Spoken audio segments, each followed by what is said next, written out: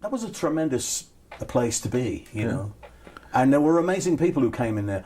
When Basie was in town, a lot of the horn players came in. Frank West, you know, Henry Coker, the guitar, the trombone player, and people would come and sit in. I was like, oh my God, these guys are like gods to me.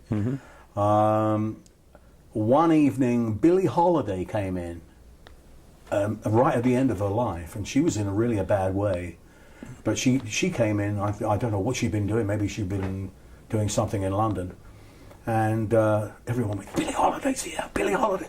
You know, she went and sat really in the far corner of the club, and the manager went over and offered her whatever she wanted. And they put on one of her albums, and the track You've Changed came on.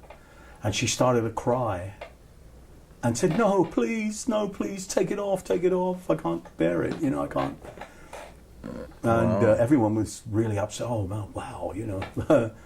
But it wasn't long after that she passed away, actually. And but that was the kind of thing that was going on at this place. So I got to play with Cat Anderson, the trumpet player from, you know, who was with the Duke.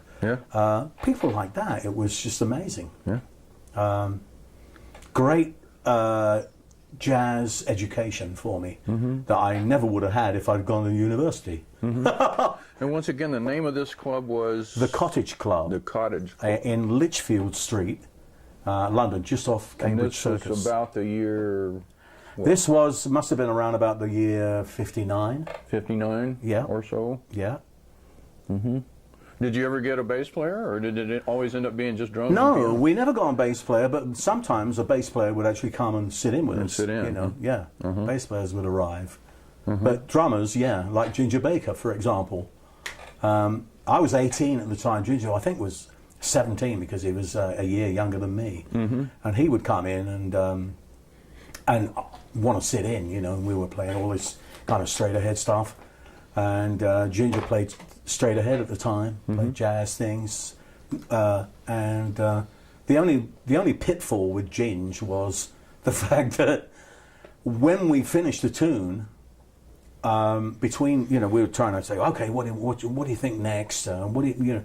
And Ginger would be practicing on the drums at full volume. So we would be constantly shouting, Ginge, for God's sake, shut up! You know. And then later, that power that Ginger had, when he actually went onto the R&B scene, you know, the R&B and the kind of fusion scene, because he was up against a Hammond organ with, you know, an electric bass and stuff like. It was perfect. You know, it was absolutely. You know, I went, hey, Ginger's found his place, man. You know, I mean, it's amazing.